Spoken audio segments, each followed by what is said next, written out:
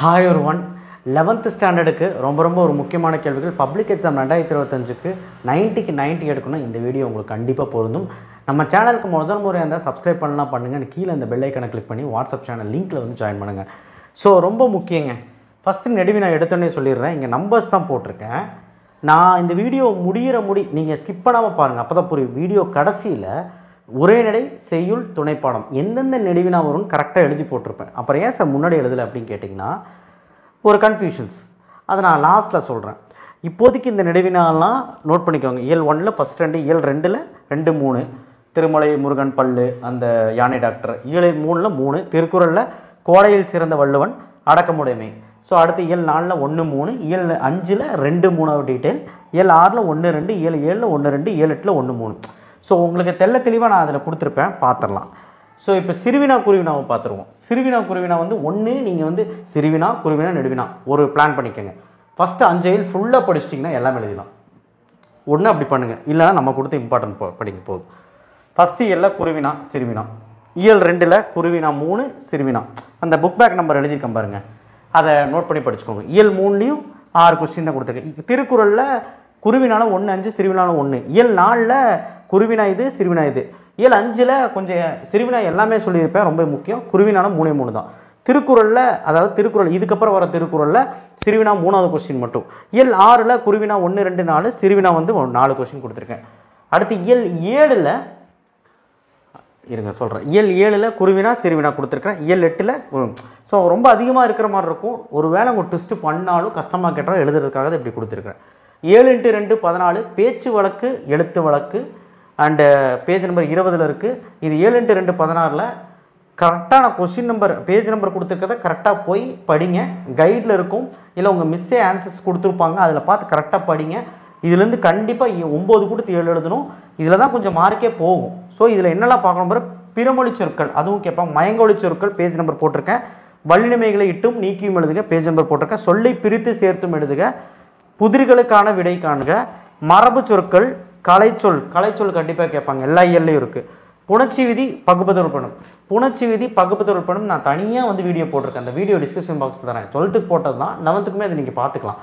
Mini மீட்டிங்கில் உங்களுக்கு போடுவேன். அதில் இருக்க பகுப்பதொரு படம் புணர்ச்சி விதி இது எல்லாமே அவங்க கொடுத்துருப்பாங்க, அது நான் போடுறேன். சரிங்களா, அடுத்த வீடியோவே நான் போடுறேன். மினி மீட்டில் யூஸ் பண்ணி படிச்சிங்கன்னா எல்லாமே ஈஸி. நெடுவினா மட்டும் கொஞ்சம் குதர்க்கமாக எழுதணும். அப்படி சொல்லக்கூடாது. அந்த கீ பாயிண்ட்ஸ் எடுத்துக்கிட்டு கொஞ்சம் ஹெட்டிங் போட்டு எலாபரேட்டாக எழுதணும். சரிங்களா, அதை நான் சொல்கிறேன். அப்புறம் நெடுவினா எப்படி எழுதணும்னு சொல்கிறேன். 4 × 3 12 தமிழாக்கம் தருக. அதாவது இந்த செக்ஷனில் 5 கொடுத்து 3 எழுத சொல்லுவாங்க. நீங்கள் தமிழாக்கம் தருக இந்த பேஜ் நம்பர்லாம் இருக்கும் உங்கள் புக் பேக்கில், படித்து எழுதிக்கோங்க. பேஜ் நம்பர் 142ல் கருத்து படத்தை பொறுத்து கொண்டு எழுதுங்க. ஒரு படம் கொடுத்துருவாங்க இருக்குது, அந்த பேஜ் நம்பரில் போய் பாருங்கள். அந்த படத்தை ஒரு பேராகிராஃபாக எழுதணும், அவ்வளோதான். சரிங்களா, பேஜ் நம்பர் 200ல் வரைபடம் கொண்டு இதுவும் வரைபடம் கொண்டு விரிவாக்கன்னு ஒன்று இருக்கும், அதை எடுத்து விரிவாக்கணும்.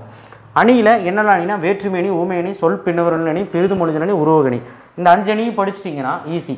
அணி எப்படி எழுதணும் அப்படின்னா அணி விளக்கம், சான்று, அணி பொருத்தம், இது எழுதினாலே உங்களுக்கு 4 மார்க் கிடைக்கும். எப்படி எழுதணும்னு மினிமீட்டர் வச்சு சொல்கிறேன். திணைத்துறை பொருண்மொழி, காஞ்சித்துறை, செந்துறை, இந்த 2 துறையும் நல்லா படிச்சுக்கோங்க. திணையில் பாடான் திணை கண்டிப்பாக வரும். பொதுவியல் திணை படிச்சுக்கோங்க. எக்ஸ்ட்ராவாக 500 பாடல் சுட்டும் திணை, முதற்பொருள், கருப்பொருள், அட்டவணைப்படுத்துக, இதுவும் கேட்குறாங்க. இதுக்கான ஆன்சர்ஸ் உங்களுக்கு தெரியல, நான் மினிமீட்டரில் சொல்கிறேன். ஸோ திணைத்துறையும் கேட்குற வாய்ப்பு இருக்குது, அணி கேட்க வாய்ப்பு இருக்குது. தமிழகம் தருகவும் நீங்கள் எழுதலாம். ஸோ 4 × 3 சொல்ல நயம்பாராடுதலும் ஒன்று வரும். இந்த நயம்பாராடுதலும் நீங்கள் வந்து படிச்சிடலாம். நயம்பாராடுதல் எப்படி அட்டன் பண்ணணும்னா மையக்கருத்து எழுதுங்க, அதுக்கு 2 மார்க்கு.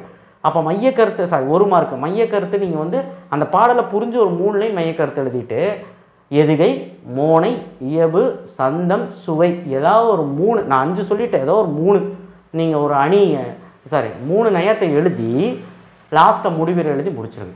ஓகேவா, அப்படி எழுதினா 4 மார்க் கிடைக்கும். உங்கள் எக்ஸாம்பிள்ஸ் எல்லாம் பாருங்கள்.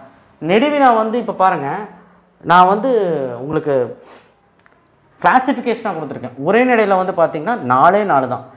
சுற்றுச்சூழலை வளப்படுத்தும் மேடை பேச்சு, பௌத்த கல்வி, சமணக்கல்வி, கல்லும் கதையும் சொல்லும், நீங்கள் படிச்சுக்கோங்க. செய்யுளில் வந்து நன்னூல் பொதுப்பாயிரம், திருமலை முருகன் பல்லு, அடுத்த மதினா நகரம், பாரதிதாசன் ஒரு புரட்சி கவி, நடராஜன் தனி மொழியிலிருந்து. ஸோ இது வந்து ரொம்ப முக்கியமான செய்யுள் நெடுவினா. துணைப்பாடம் வந்து பார்த்தீங்கன்னா யானை டாக்டர், வாடிவாசல், பாரதியின் எதிராளர், சிம்பொனி தமிழர், பிம்பம். ஸோ ஒரு வேளை எங்களில் பிம்பம் படிக்க முடியலன்னா விட்டுருங்க, பட் ஆனால் மீதியெல்லாம் ரொம்ப இம்பார்ட்டன்ட். திருக்குறளில் அடக்கமுடைமை படிச்சுக்கோங்க. இந்த வருஷம் கரெக்டாக கண்டிப்பாக கேட்க வாய்ப்பு இருக்குது.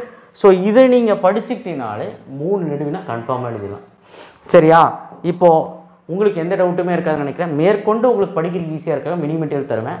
ஆனால் ஆன்சர் கீ, கவர்மெண்ட் ஆன்சர் கீயும் நான் தருவேன். எப்படியெல்லாம் எழுதினா மார்க் வரும் அதெல்லாம் அடுத்தடுத்த வீடியோவில் வரும். தயவு செய்து படிக்க ஸ்டார்ட் பண்ணிடுங்க. டைம் ஆயிடுச்சு உங்களுக்கு. ஸோ 4 நாள் தமிழுக்கு தேவை. ஏன்னா இத்தனை நாள் நீங்கள் படிச்சிருக்க மாட்டீங்க. அதனால் படிங்க. நான் அதனால தான் இம்பார்ட்டன்ட் கொடுத்தேன். தேங்க்யூ. ஷேர் பண்ணுங்கள், சப்ஸ்கிரைப் பண்ணுங்கள். அப்புறம் நெடுவினா குழப்பிக்காதுங்க. ஃபஸ்ட்டு ஒன்று போட்டிருக்காரு, இங்கே ஒன்று போட்டிருக்காருன்னா உங்களுக்கு எது ஓகேவா அதை படிச்சுக்கோங்க. என்னைய கேட்டால் லாஸ்ட்டில் போட்டிருக்கிறதே டிஃப்ரென்ஷியேட் பண்ணி படிச்சுக்கோங்க. அதாவது உரைநடை, செய்யுள், துணைப்பாடம் தனித்தனியாக போட்டிருக்கு இல்லையா, அதை வச்சே நீங்கள் படிச்சுக்கோங்க. சரிங்களா?